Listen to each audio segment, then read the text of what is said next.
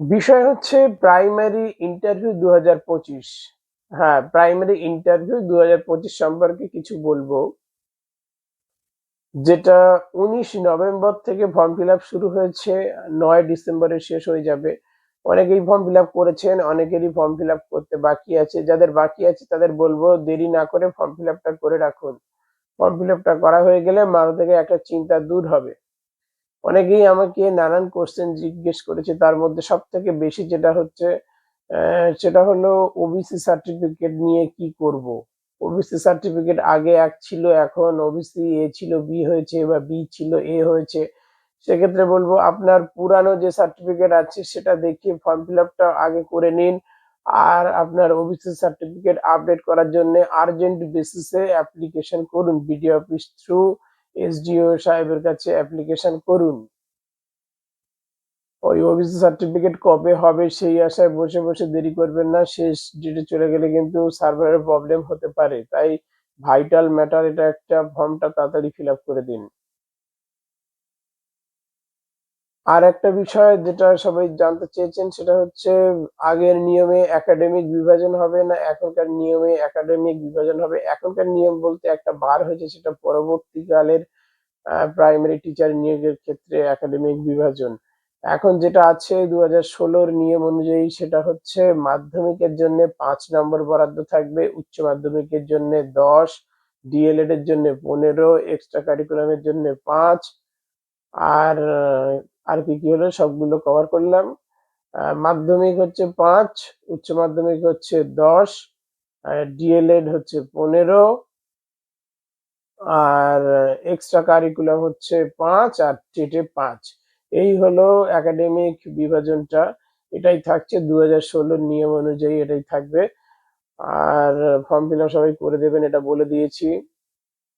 কেউ উদ্বিগ্ন হবেন না, ভ্যাকান্সি একেবারে যে খুব কম তা নয়। ১৩,৪২১ ভ্যাকান্সি আছে, সংখ্যাটা একেবারে কম নয়। আর একটা খুশির খবর হচ্ছে আজকে যে ৩২,০০০ চাকরির যে ম্যাটারটা ছিল আগের ১৬ সালে ১৭ সালে নিয়োগের যে ৩২,০০০ ম্যাটারটা ছিল সেটা খারিজ হয়ে গেছে। মানে ৩২,০০০ জন চাকরিতে তারা বহাল থাকছে। এটা একটা ভালো খবর। না হলে কিন্তু ওই ৩২,০০০ জনই কিন্তু ফিল আপ করতো। এই আজকে ফাইনাল রায় হলো, আজকের পর থেকে সবাই এই যে ৯ তারিখ পর্যন্ত সবাই ফিল আপ করতো।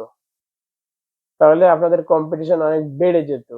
আর এখন যেহেতু ওরা অনেক high court, supreme court, division bench সব ঘুরে ঘুরে চাকরিটাকে কনফার্ম করেছেন ওনারা, সুতরাং ওনাদের মধ্য থেকে একজনও আর ফর্ম ফিল আপ করবে না, এটা আমি শিওর বলতে পারি। ফালতু ফর্ম ফিল আপ করে টাকাটা নষ্ট করবে না, ৫০০ টাকাটা বা ৪০০ টাকাটা কম নয়, ওটা নষ্ট করবে না বা যাবে না। একটা ফালতু এক জায়গায় ফের যাওয়া, প্রিপারেশন নেওয়া যাওয়া, এগুলোর মধ্যে দিয়ে ওনারা যাবেন না, এটা আমি শিওর বলছি। আর ফর্ম ফিল আপ কত হতে পারে অ্যাপ্রক্স, সেই দিক দিয়ে বিচার করতে গেলে আমি একটু ছোট্ট করে ব্যাখ্যা করি।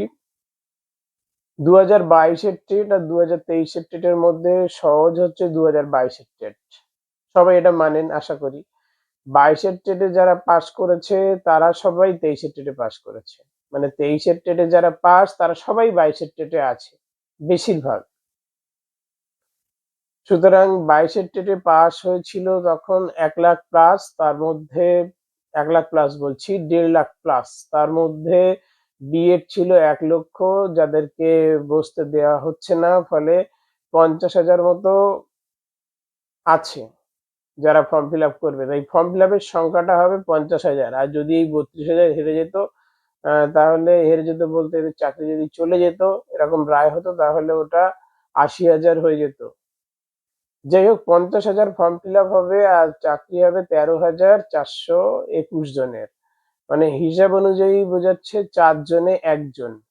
৪-১৩-৫২ হয়, তাহলে ৪ জনে একজন সুযোগ পাবে, মানে চাকরিটা পাবে।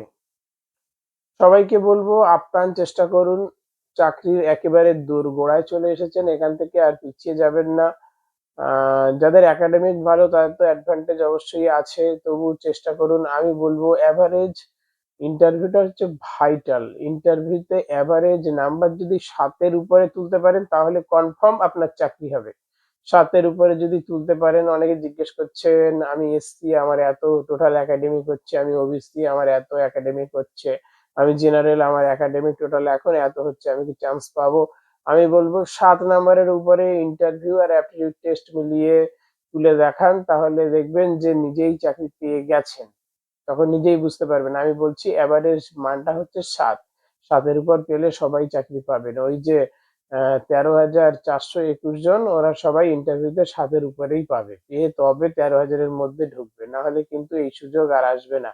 এবং পরবর্তীকালে ফের সুযোগ আসলে কি হবে, ফের একটা টেট হবে, সেই টেটে আরো কিছু সংখ্যক পাস করবে, তাহলে কম্পিটিশনটা বেড়ে যাবে। চেষ্টা করুন এই টেটেই আপনার, এই টেটের মাধ্যমে বা এই ইন্টারভিউ এর মাধ্যমেই যাতে জবটা পান, সেটা চেষ্টা করুন।